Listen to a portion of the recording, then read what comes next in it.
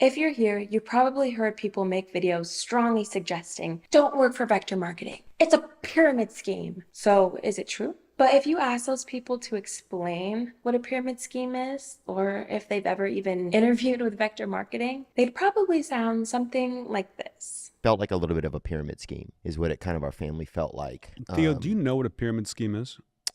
Yeah, it's like when you offer, you tell some, you say to somebody, do you want to get like a couple shares of, do you want to get shares of like a what do you think it is? People that say that vector marketing is a pyramid scheme are called heard it. They're people that have heard things about the company and then just filled in the spaces and made assumptions without ever even actually going to an interview. Why heard it started saying that vector is a pyramid scheme is a little unclear, because if they knew what a pyramid scheme actually was, or that, I don't know, sales reps only make money when they do a presentation or sell a product, that product being Cutco, they would know that it's nothing remotely like that. But it's good to know what signs of a pyramid scheme could look like. Let's go through 2 red flags to spot a potential pyramid scheme and see if vector marketing passes or fails. Sign it might be a pyramid scheme number 1. You are the customer. Meaning to work, you must buy the product, essentially investing in the company. So if you're considering working with Vector, do you have to buy any product to get started?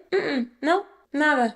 That means no as well. It's not like Mary Kay, where if you don't sell the product you purchase, you've made a loss. Sales reps don't buy any products and don't even handle the customer's order. That's all done in the factory in New York. Sales reps simply meet with the customers and submit the orders that are placed. The sales reps can borrow Cutco product for free to show their customers and use on their own. It's actually called their sample scent. In certain cases, if a sales rep and a manager decide it's best for that sales rep to work remotely, they don't even need the samples since everything is done virtually. Sign it might be a pyramid scheme number 2. You are paid on someone else's sales, someone else being like someone who you recruit. Meaning, if you bring someone else onto the team, then you get paid when they make a sale. So if you're considering working with Vector, do you get paid when someone that you may have recommended for the position makes a sale? Nope. Cutco sales reps get paid by completing appointments, where there's a guaranteed base pay, whether there's a sale made or not. Or by commission, where when a customer does place an order, then they have the opportunity to make a lot more. That's it. So you've learned about 2 ways to spot a potential pyramid scheme. Kind of makes you wonder if the herdits that went out and made 10+ minute videos on Vector being one even know what it means.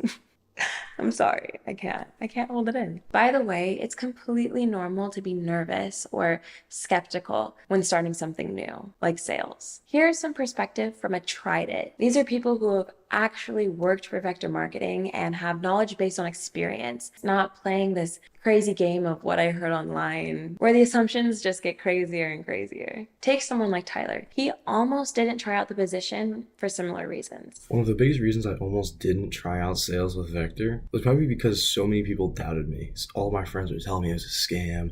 My family telling me, oh, I've heard of this before. And I mean, honestly, myself, I wasn't too confident in it, but I took the risk and it ended up great. When he first started with us, he had a few other places to work that he was also looking at. Were there other work opportunities that I considered? Honestly, yes, but they weren't other great jobs. Like the best offer I had was either $12 or $13 an hour.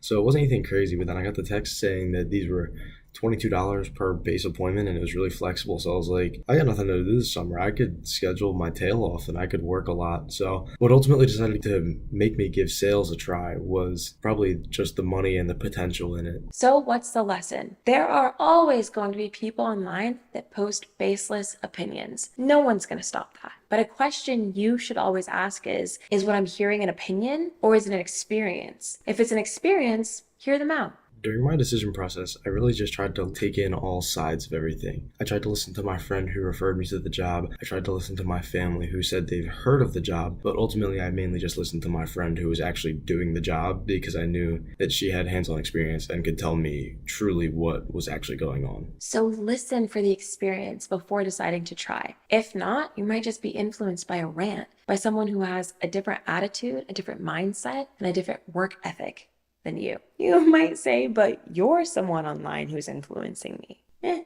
This is true. But I'm not saying you should listen to me. I'm saying go and find the answers for yourself. So if you were invited to an interview, my advice would be go check it out. The worst thing that could happen is that you find out the work isn't for you. The best thing?